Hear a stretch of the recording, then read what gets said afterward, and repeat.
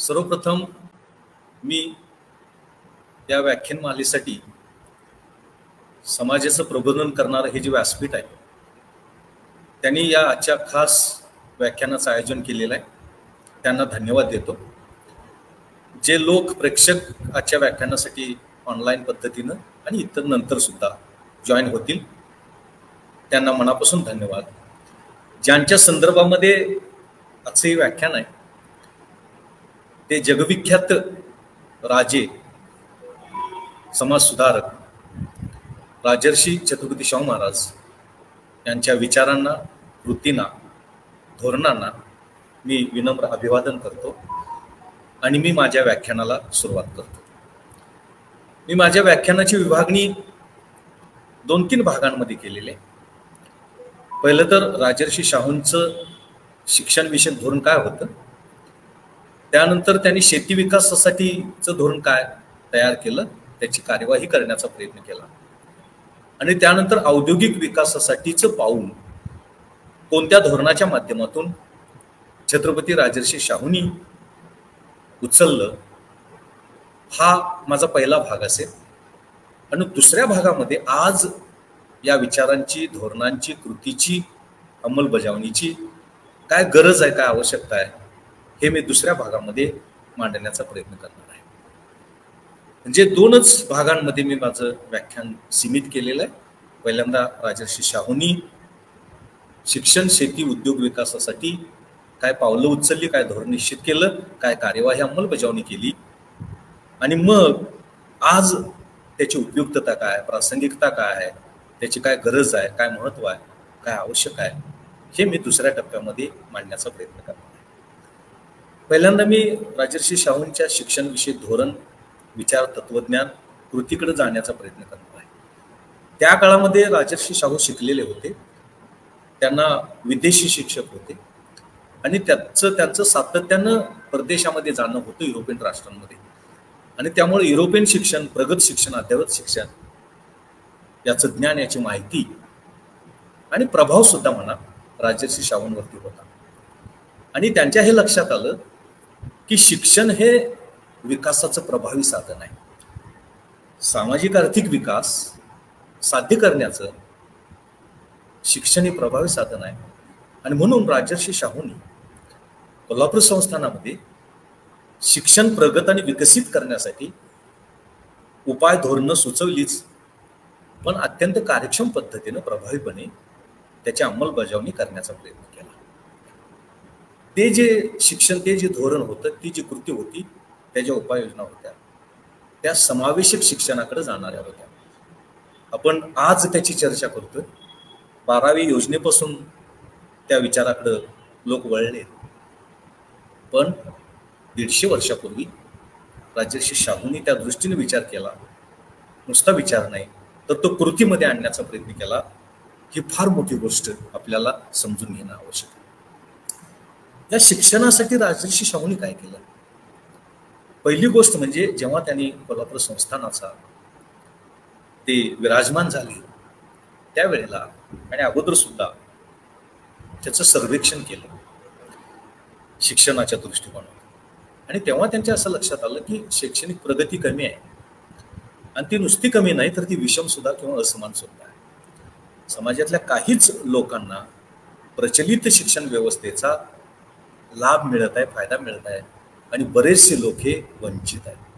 त्यांनी त्यावेळेला आकडेवारी सुद्धा दिलेली आहे की कुठल्या प्रगत समाजातल्या विद्यार्थ्यांचा सहभाग किती आहे आणि कुठल्या अप्रगत मागास समाजाचा शिक्षणातला सहभाग कमी आहे, याची आकडेवारी सुद्धा उपलब्ध आपल्याला दिसते. त्यामुळं राजर्षी शाहूंनी पहिल्यांदा केलं की प्राथमिक शिक्षणाच्या प्रगतीकडे, विकासाकडे लक्ष दिलं, अग्रक्रम दिला. आणि त्यामध्ये त्यांनी प्राथमिक शिक्षण मोफत आणि सक्तीचं केलं. कारण जो वंचित समाज आहे, जो मागास समाज आहे, जो अप्रगत समाज आहे, त्यांना जर शिक्षणाच्या प्रवाहामध्ये आणायचं असेल तर शिक्षण हे सक्तीचं आणि मोफत करायला पाहिजे. नुसतं सक्तीचं करून चालत नाही, नुसतं मोफत करून चालत नाही, दोन्ही एकत्र करायला पाहिजे. आणि तरच त्याचा प्रभाव पडू शकतो, तरच त्याचा परिणाम होऊ शकतो, अन्यथा अनुकूल परिणाम होऊ शकणार नाही. हे त्यांच्या लक्षात त्यावेळेला आलं आणि त्यामुळे तुमच्या लक्षात येईल की राजर्षी शाहू किती दूरदृष्टीचे होते, किती दृष्टी ते किती विजनरी होते, किती दृष्टी त्यांची दूर होती हे तुम्हाला लक्षात येईल. आणि आश्चर्य म्हणजे जसजसे त्यांनी मोफत आणि सक्तीचं प्राथमिक शिक्षण हा कार्यक्रम, ही योजना राबवण्यास सुरुवात केली, तसे काही कालावधी गेल्यानंतर त्याचे अनुकूल परिणाम, प्रभाव करवीर कोल्हापूर संस्थानामध्ये, कोल्हापूर राजांच्या राज्यामध्ये दिसू लागले. आणि मोफत आणि सक्तीचं शिक्षण कोल्हापूर संस्थानामध्ये यशस्वी झालं. त्यासाठी शाहू महाराजांनी निधी गोळा करण्यासाठी स्वतः तर खर्च केलाच, पण देवालय किंवा बाकीच्या देणग्या, वर्गण्या, कर यांचंही कॉन्ट्रीब्युशन शिक्षणाच्या प्रगतीसाठी, विकासासाठी लागणारा जो निधी आहे तो निधी उभा करण्यामध्ये, गोळा करण्यामध्ये त्याचा वापर केला. राजर्षी शाहू समावेशक शिक्षणाचे होते, कारण त्यांना या समाजातला अनुसूचित जाती, जमाती, ओबीसी, अल्पसंख्याक हा पाहिजेच होता प्रवाहामध्ये, त्याशिवाय समावेशक शिक्षण होणार नाही.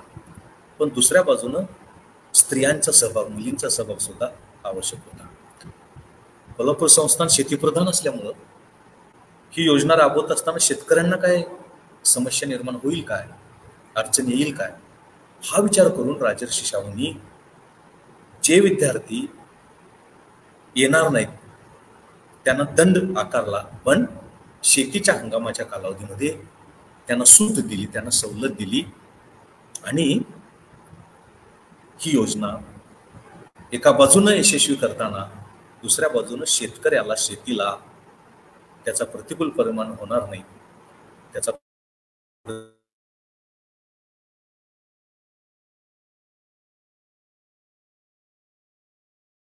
यांच्याबरोबरच स्त्रिया, इतर मागास, अल्पसंख्याक यांना पण या शिक्षणाच्या प्रवाहामध्ये आणण्याचा प्रयत्न केला.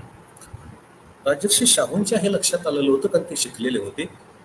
परकीय शिक्षणाचा, वेस्टर्न पाश्चिमात्य शिक्षणाचा त्यांनी स्वतःच्या डोळ्यानं अनुभव घेतल्यामुळं प्रभाव होता असं म्हटलं तर काय वावगं ठरणार नाही. आणि त्यामुळं उच्च प्राथमिक शिक्षणाबरोबरच उच्च शिक्षणाची सुद्धा प्रगती करणं आवश्यक आहे, विकास करणं आवश्यक आहे हे त्यांना वाटत होतं.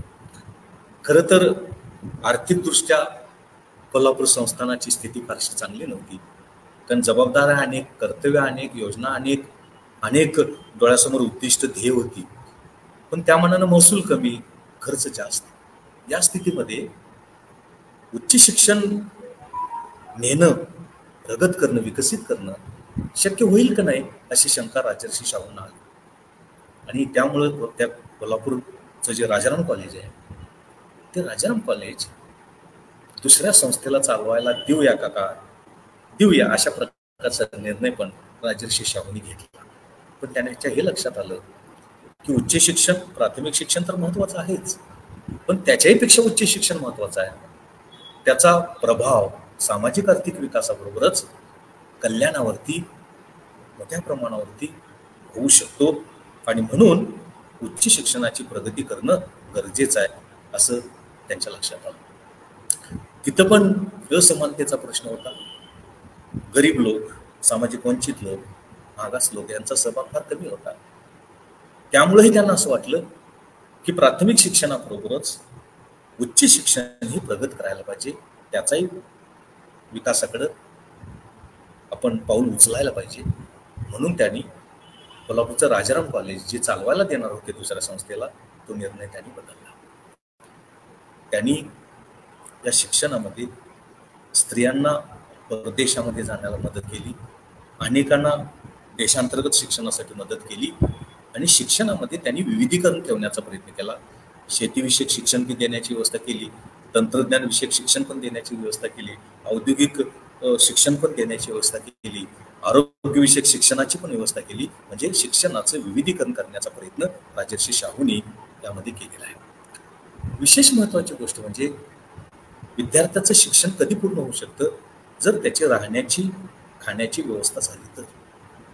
आणि म्हणून मग राजर्षी शाहूंनी अनेक वसतिगृह निर्माण केली. 23 वसतिगृह निर्माण केली. तुम्ही यू कांट इमॅजिन, कल्पना पण करू शकत नाही.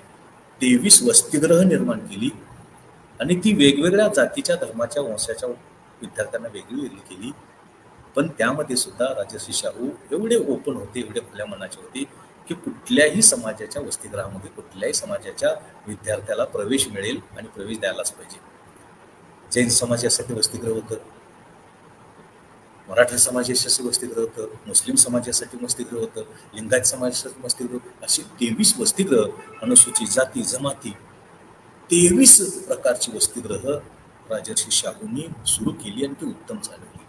एवढंच नाही, कोल्हापूर संस्थानाव्यतिरिक्त पुणे असेल, नाशिक असेल किंवा बाकीचे ठिकाणं असतील, तिथं सुद्धा वसतिगृहाच्या प्रगतीसाठी, वसतिगृहाच्या विकासासाठी आर्थिक मदत देण्याचा प्रयत्न राजर्षी शाहूंनी केलेला आहे. आणि म्हणून राजर्षी शाहू शिक्षणाच्या बाबतीमध्ये एवढे कमिटेड होते, एवढे ते स्टिकअप होते की त्यांचं समत होतं की शिक्षणाच्या प्रगतीकडं खास लक्ष द्यायला पाहिजे, खास विशेष लक्ष द्यायला पाहिजे. आणि प्रामुख्यानं सरकार किंवा धोरणकर्त्यांनी त्याकडे लक्ष देणं गरजेचं आहे.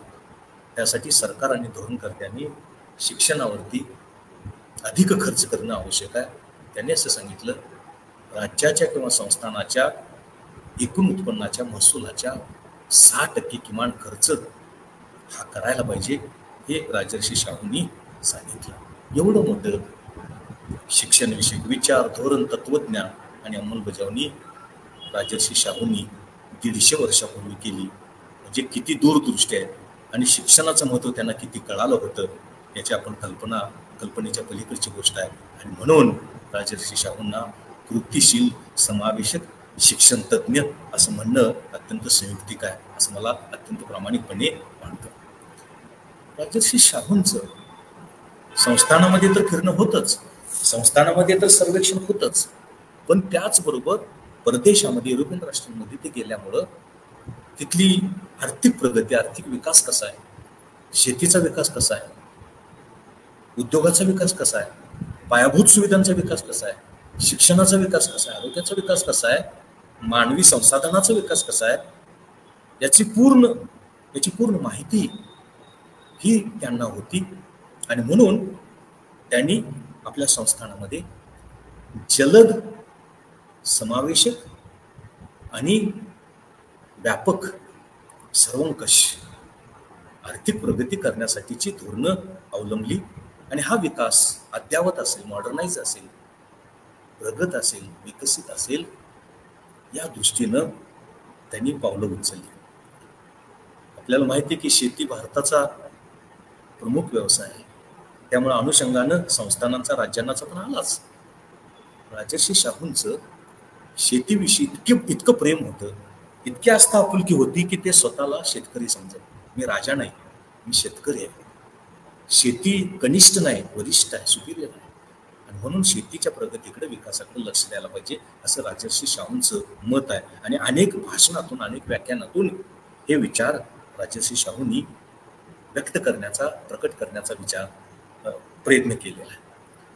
त्यानंतर शेती आधुनिक कशी होईल, अद्ययावत कशी होईल, शेतीमध्ये नवनवीन तंत्रज्ञानाचा, ज्ञानाचा, शिक्षणाचा कसा समावेश होईल, त्याची कशी अंमलबजावणी होऊ शकेल, या दृष्टीनं सुद्धा राजर्षी शाहूंनी फार मोठं धोरण आणि पावलं उचललेली आहे.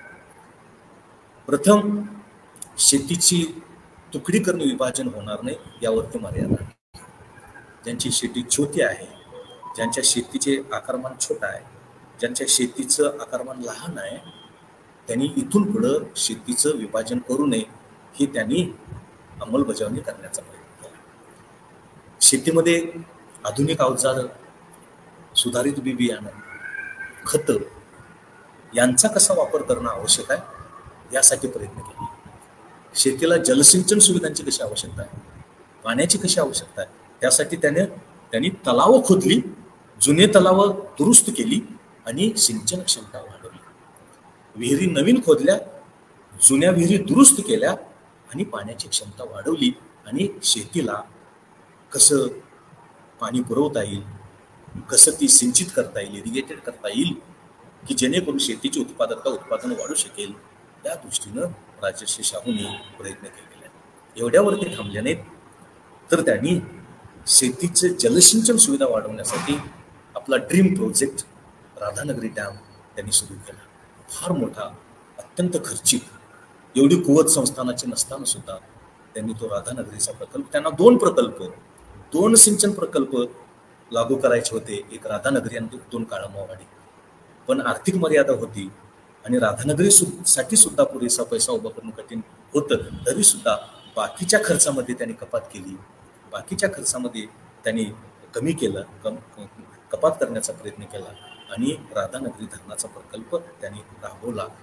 इकडचा पैसा तिकडं स्थलांतरित करण्याचा प्रयत्न केला, कर्ज बाकीच्या मार्गांचा वापर केला आणि तो प्रकल्प त्यांनी राबवला. दुर्दैवानं तो प्रकल्प पूर्ण व्हायला वेळ लागला, अनेक अडचणी आल्या, अनेक समस्या आल्या, पैशाची अडचण मोठी आली आणि दुर्दैवानं राजर्षी शाहूंचं अकाली निधन झाल्यामुळं तो प्रकल्प अपुरा राहिला. पण त्यांचे चिरंजीव राजाराम यांनी तो प्रकल्प पूर्ण केला आणि म्हणून कोल्हापूरला, पश्चिम महाराष्ट्राला हरित क्रांतीची भूमी, हरित क्रांतीची आपल्याला दिसते. त्याचा पाया, त्याचं क्रेडिट, त्याचं योगदान हे राजर्षी शाहूंचं आहे, हे आपल्याला विसरता कामा नये. शेतीच्या प्रगतीसाठी शेतकऱ्याला शेतमालाला योग्य भाव मिळायला पाहिजे, त्याचं उत्पादन विक्री व्हायला पाहिजे, योग्य दर मिळायला पाहिजे. अनेक बाजारपेठा निर्माण करण्याचा प्रयत्न केला. जयसिंगपूर बाजारपेठ, शाहूपुरी बाजारपेठ, अनेक बाजारपेठा निर्माण केल्या. आणि नुसतं उत्पादन नाही, तर उत्पादनाबरोबरच त्याची विक्री सुद्धा व्हायला पाहिजे, याची दक्षता राजर्षी शाहूंनी घेऊन शेती आधुनिक, प्रगत, अद्यावत, मॉडर्नाइज करण्याचा प्रयत्न केला, हे आपल्याला ध्यानामध्ये घेणं आवश्यक आहे. एवढंच नव्हे, तर शेती फक्त उदरनिर्वाहासाठी नाही, तर शेती ही आपल्याला उत्पन्न मिळवण्याचं कमर्शियल असायला पाहिजे, आधुनिक असायला पाहिजे. यासाठी राजर्षी शाहूंनी चहाचं लागवड केली, कॉफीची लागवड केली, कापसाची लागवड केली, अशी नगदी पिकं सुद्धा, कॅश क्रॉप सुद्धा आपल्या संस्थानामध्ये लागू करण्याचा प्रयत्न केला, हे आपल्याला माहीत असणं आवश्यक आहे. एवढंच नव्हे, तर शेतीला पूरक जो उद्योग आहे, त्या शेतीला पूरक उद्योग व्यवसाय, यामध्ये ज्याला आपण रेशीम उद्योग असं म्हणू, यासारखे उद्योग सुद्धा प्रगत करण्यासाठीचा प्रयत्न हा त्यांनी केलेला आहे. हेही आपल्याला या अनुषंगानं विचारामध्ये घेणं गरजेचं आहे, किंवा त्याचा विचार करणं गरजेचं आहे, असं आपल्याला दिसतं. एवढंच नव्हे, शेतीची विक्री, शेतीची निर्यात कशी आपल्याला करता येईल, अशा प्रकारची पावलं राजर्षी शाहूंनी आधुनिक शेतीच्या प्रगतीसाठी, विकासासाठी केल्याचं चित्र आपल्याला दिसतं. राजर्षी शाहूंचं जाणं हे परदेशामध्ये, युरोप खंडामध्ये असल्यामुळं आणि औद्योगिक क्रांती युरोपमध्ये झालेली असल्यामुळं ते त्यांना माहीत होतं की औद्योगिक प्रगती, औद्योगिकरण हे विकासाचं प्रभावी आणि जलद विकासाचं साधन आहे. आणि म्हणून औद्योगिक विकास व्हायला पाहिजे, औद्योगिक प्रगती व्हायला पाहिजे. त्यासाठी शिक्षणामध्ये त्याने औद्योगिक शिक्षण, व्यावसायिक शिक्षण याचा तर समावेश केलेला होताच, पण याबरोबरच त्यांनी अनेक उद्योग, औद्योगिक वसाहती निर्माण केल्या. इथल्या उद्योजकांना, इथल्या उद्योगपतींना, इथल्या कामगारांना औद्योगिक प्रशिक्षण, नवनवीन उद्योगधंदे सुरू करण्याचा प्रयत्न केला. यामधली जी कोल्हापूर शहरातली उद्यमनगर वसाहत आहे, अनेक अशा वसाहती निर्माण करण्याचा प्रयत्न केला. फाउंड्री उद्योग, ही जी इंजिनिअरिंग उद्योग, ही जी कोल्हापूरची ओळख आहे, ही ओळख निर्माण करण्याचं काम हे राजर्षी शाहूंनी केलेलं आहे, हे आपल्याला माहीत असणं आवश्यक आहे, किंवा ते आपल्याला विसरता कामा नये. आणि म्हणून एकाच वेळेला ते औद्योगिक विकास, शेतीकडे लक्ष देतानाच औद्योगिक विकासाकडे पण लक्ष देतात, पण त्याचबरोबर शैक्षणिक प्रगतीकडं, शैक्षणिक विकासाकडे सुद्धा ते लक्ष देतात. एवढा मोठा हा दूरगामी दृष्टीचा राजा हे करत असतानाच शिक्षणामध्ये समावेशता कशी आणता येईल, विकासाचे लाभ उपलब्ध करून देण्यामध्ये कशी समावेशकता आणता येईल, या दृष्टीनं 1902 मध्ये त्यांनी आरक्षणाचं धोरण स्वीकारलं. आणि म्हणून राजर्षी शाहूंना या जगामध्ये आरक्षण धोरणाचे निर्माते म्हटलं जातं. त्यावेळेला ते युरोपमध्ये होते, इंग्लंडमध्ये होते, तेथून त्यांनी निर्णय घेतला आणि 50% आरक्षण अनुसूचित जाती, जमाती, मागास, इतर मागास, प्रगत जाती वगळता सर्वांसाठी त्यांनी उपलब्ध करून देण्याचा प्रयत्न केला आणि ते आरक्षण शिक्षणामध्ये, नोकऱ्यांमध्ये, रोजगारामध्ये लागू करण्याचा प्रयत्न केला. एवढंच नाही तर त्या आरक्षणाची अंमलबजावणी योग्य होते की नाही, प्रभावी होते की नाही, प्रामाणिकपणे होते की नाही, याचं मूल्यमापन करावं, याचं परीक्षण करावं. याही दृष्टिकोनातून राजर्षी शाहूंनी विचार केला आणि तशा प्रकारची यंत्रणा आणि व्यवस्था करण्याचा प्रयत्न केला. यावरून तुम्हाला तुमच्या लक्षात येईल की राजर्षी शाहूंनी शिक्षणासाठी काय केलं, कशी धोरणं, उपाय सुचविले, निर्माण केले आणि त्याची कार्यवाही केली, स्वतः कसा सहभाग घेतला, शाळांची संख्या वाढवली, हायस्कूलची संख्या वाढवली, महाविद्यालय वाढवण्याचा प्रयत्न केला, वसतिगृह निर्माण केली, स्त्रियांना, मागासांना, ग्रामीण लोकांना, विद्यार्थ्यांना अधिक शिक्षणाच्या प्रवाहामध्ये समाविष्ट करण्याचा प्रयत्न केला. हे करतानाच त्याला शेती प्रगतीची जोड दिली, शेती आधुनिक करण्याचा प्रयत्न केला, शेती व्यवसाय करण्याचा प्रयत्न केला, शेती आर्थिक करण्याचा प्रयत्न केला आणि शेतकऱ्याची आणि शेतीची प्रगती करण्यासाठी प्रयत्न केला. तर तिसऱ्या बाजूनं सर्वांगीण आर्थिक प्रगती फक्त शेती विकासातून होणार नाही, शेती प्रगतीतून होणार नाही, त्यासाठी औद्योगिक विकासाची जोड द्यायला पाहिजे. कारण जगाचा आर्थिक इतिहास असं सांगतो की ज्या ज्या देशांनी औद्योगिक प्रगती केली, औद्योगिक विकास केला, ती सगळे राष्ट्र, ते सगळे देश उद्योगप्रधान देश म्हणून, प्रगत देश म्हणून उदयास आले. अनेक उदाहरणं आपल्याला सांगता येतील. अमेरिका आहे, फ्रान्स आहे, जर्मनी आहे, इंग्लंड आहे, जपान आहे, रशिया आहे. ही सगळी राष्ट्र पहिल्यांदा शेतीप्रधान होती, मागासलेली शेतीप्रधान होती. ती सगळी उद्योगाकडे वळाली, औद्योगिक प्रगती त्यांनी साध्य केली, उद्योगप्रधान राष्ट्र म्हणून ती उदयास आली आणि मग शेवटी ती आर्थिकदृष्ट्या प्रगत सुद्धा झाली. एवढं मोठं काम राजर्षी शाहूंनी 150 वर्षापूर्वी केलेलं आहे. त्यावरून तुमच्या लक्षात येईल की हा राजा किती प्रभावी होता, हा राजा किती वंदनीय होता, हा राजा किती दूरदृष्टीचा होता, हा राजापेक्षा कसा सुधारक होता, हा कसा कल्याणकर्ता होता, हा कसा रयतेचा पाईक होता, कसा मागासांचा तो आधार होता, कसा कल्याणाच्या सामाजिक समावेशक विकासाच्या दृष्टीनं प्रयत्नशील करणारं व्यक्तिमत्व होतं. याची कल्पना तुम्हाला येऊ शकेल. आता मी शेवटच्या टप्प्याकडे जातो, म्हणजे आज राजर्षी शाहू कशा आवश्यक आहे, आज राजर्षी शाहूंची धोरणं आणि उपाय कशा आपल्याला आज गरजेचे आहेत. त्यावेळेला राजर्षी शाहूंनी जे केलं ते तेवढ्यापुरतं मर्यादित नव्हतं, तेवढ्यापुरतं ते उपयुक्त नव्हतं, तर आज सुद्धा हे तेवढंच उपयुक्त आहे, किंबहुना त्यापेक्षा ते जास्त उपयुक्त आहे. आणि म्हणून वर्तमानकालीन उपयुक्तात सुद्धा आपल्याला विचारामध्ये घेणं आवश्यक आहे. राजर्षी शाहूंनी शेतीचं आधुनिकीकरण करण्याचा प्रयत्न केला, जलसिंचन सुविधा करण्याचा प्रयत्न केला, निर्माण करण्याचा प्रयत्न केला, त्यातलं मनुष्यबळ काढून घेऊन बिगर शेती रोजगारामध्ये समाविष्ट करण्याचा प्रयत्न केला. पण आज सुद्धा देशामध्ये, राज्यामध्ये आपल्याला ते शक्य झालं नाही. आज सुद्धा 60% लोक शेतीवरच उदरनिर्वाहाचं साधन म्हणून अवलंबून आहेत, हे आपल्याला माहीत असणं आवश्यक आहे. आज सुद्धा 100% जलसिंचन सुविधा आपण निर्माण करू शकलो नाही. 40% जलसिंचन सुविधा निर्माण करण्यामध्ये आपल्याला यश मिळालेलं आहे. आणि म्हणून आज सुद्धा भारतीय शेती मान्सूनवरचा जुगार आहे, गॅम्बल आहे. मान्सून वेळेवर पडला, पुरेसा पडला, योग्य पडला तर आणि तरच आपल्याला शेतीचं उत्पादन वाढतं, प्राथमिक क्षेत्राची प्रगती येते, सर्वांगीण विकास करता येतो, अन्यथा तो करता येत नाही. ही आजही आपल्याला इथून यापासून धडा घेणं आवश्यक आहे. आजही शेतीमालाचा प्रश्न आहे. शेतकऱ्याला जो योग्य भाव मिळाला पाहिजे तो आजही मिळत नाही. त्याच्या विक्रीची व्यवस्था, विपणनाची व्यवस्था, मार्केटिंगची व्यवस्था जेवढी प्रभावी, कार्यक्षम होणं आवश्यक आहे, करणं आवश्यक आहे, जे करण्याचा प्रयत्न राजर्षी शाहूंनी केला. मार्केट यार्ड निर्माण केलं, शाहूपुरी बाजारपेठ निर्माण केली, जयसिंगपूर बाजारपेठ, अशा अनेक बाजारपेठा, गडिंग्लज बाजारपेठ निर्माण केली, अशा अनेक बाजारपेठा राजर्षी शाहूंनी निर्माण केल्या. कारण नुसतं उत्पादन पुरेसे नाही, त्याची विक्री पण व्हायला पाहिजे, ती योग्य भावाला, योग्य दराला व्हायला पाहिजे. म्हणून त्याची पण व्यवस्था राजर्षी शाहूंनी करण्याचा प्रयत्न केला. ती आज पण करण्याची गरज आहे. काही सुविधा निश्चितपणे निर्माण झाल्या, काही विपणनाची व्यवस्था निश्चितपणे आहे, पण ती पुरेशी नाही. मागणीच्या मानानं, गरजेच्या मानानं ती पुरेशी नाही असं आपल्याला दिसतं.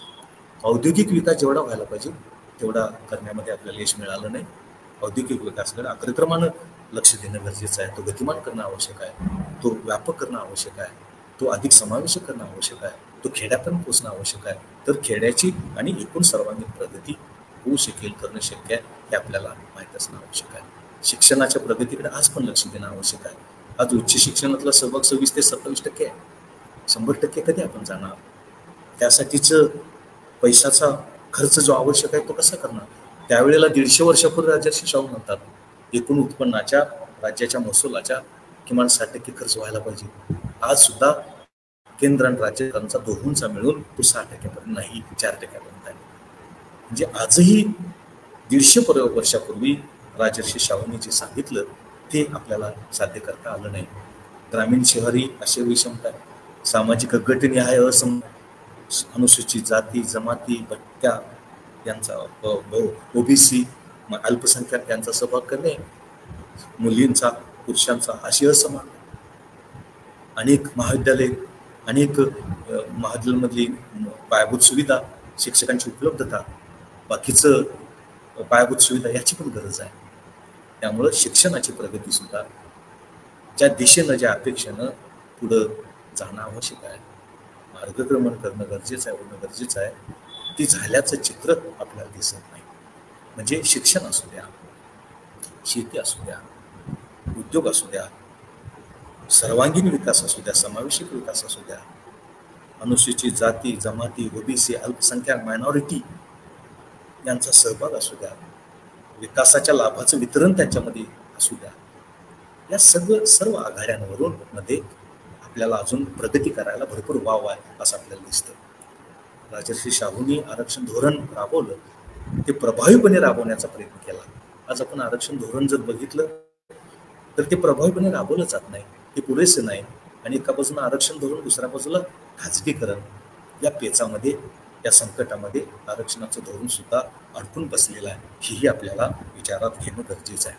आणि म्हणून राजर्षी शाहू 150 वर्षापूर्वी जेवढे महत्वाचे होते तेवढेच किंबहुना त्यापेक्षा अधिक सुद्धा महत्वाचे आहेत हे आपल्याला मान्य करावं लागेल. याचा अर्थ असा बिलकुल नाही की त्यानंतरच्या कालावधीमध्ये बिलकुल काय प्रगती झाली नाही, बिलकुल काय आपण यश संपादन केलं नाही असं नाही.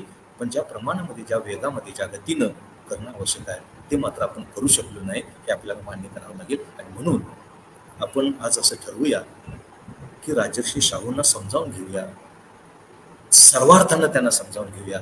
त्यांनी केलेलं सामाजिक काम, त्यांनी केलेलं वैज्ञानिक काम, त्यांनी केलेलं आरक्षणाचं काम, त्यांनी केलेलं शेती विकासासाठीचं काम, त्यांनी केलेलं शिक्षणासाठीचं काम, त्यांनी केलेलं साहित्यासाठीचं काम, त्यांनी केलेलं कला विकासाचं काम.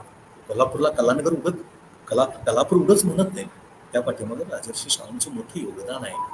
हे जर सगळं विचारात घेतलं, एक मर्यादित व्याख्यानामध्ये सगळ्या गोष्टींना स्पर्श करणं बिलकुल शक्य नाही, ते चुकीचं पण ठरेल. पण राजर्षी शाहू हे व्यापक, व्यासंगी, समुद्र व्याप्तीचं, खोलीचं व्यक्तिमत्व हे आपल्याला समजून घ्यावं लागेल. आणि त्यांना समजावून घेऊन अत्यंत प्रतिकूल परिस्थितीमध्ये सुद्धा, समस्यांमध्ये, आव्हानांमध्ये सुद्धा त्यांनी हा विकासाचा रथ समावेश करण्याचा प्रयत्न केला. शिक्षणाची प्रगती, शेतीची प्रगती, उद्योगाची प्रगती, पायाभूत सुविधा, बाकीच्या सुविधा निर्माण करण्याचा प्रयत्न केला. ते आपण समजावून घेऊया. त्यांनी कसं केलं ते बघूया, कसं करता येतं ते आपण समजावून घेऊया. आणि आपल्या धोरणांमध्ये मग स्थानिक सरकार असेल, राज्य सरकार असेल, केंद्र सरकार असेल, आपले धोरणकर्ते असतील, आपली धोरणं असतील, त्यामध्ये अंतर्भूत करण्याचा प्रयत्न करूयात. आणि त्याची अंमलबजावणी, कार्यवाही अत्यंत प्रामाणिकपणे, रिग्युलसली, ऑनेस्टली, सिन्सिअरली करण्याचा प्रयत्न करूया. तर खऱ्या अर्थानं ज्या ऊर्जेनं, ज्या आविर्भावानं, ज्या गर्वानं, ज्या स्वाभिमानानं राजर्षी शाहूंची जयंती आपण साजरी करतो, नुसत्या कोल्हापूरमध्ये नाही, सगळ्या जगभर, नुसत्या भारतामध्ये नाही, नुसत्या महाराष्ट्रामध्ये नाही, सगळ्या जगभर ती साजरी केली जाते, ती खऱ्या अर्थाने यशस्वी होईल असं मला वाटतं. पुनश्च मी त्यांच्या व्यक्तित्वाला, त्यांच्या कृतीला, त्यांच्या धोरणांना, त्यांच्या प्रामाणिकपणाला, त्यांच्या या संपूर्ण आयुष्य जे काही वेचलं त्याला अत्यंत मनापासून विनम्र अभिवादन करतो. आणि हे आपण भविष्यामध्ये वृत्तीमध्ये आणण्याचा प्रयत्न करूया आणि खऱ्या अर्थानं त्यांना विनम्र अभिवादन करूया, त्यांना आदरांजली व्यक्त करूया, त्यांना खऱ्या अर्थाने न्याय देऊया असं मला वाटतं. एवढंच मी सांगतो. याचा गांभीर्यानं तुम्ही सर्वांनी विचार करावा. एवढं मी बोलून थांबतो. धन्यवाद.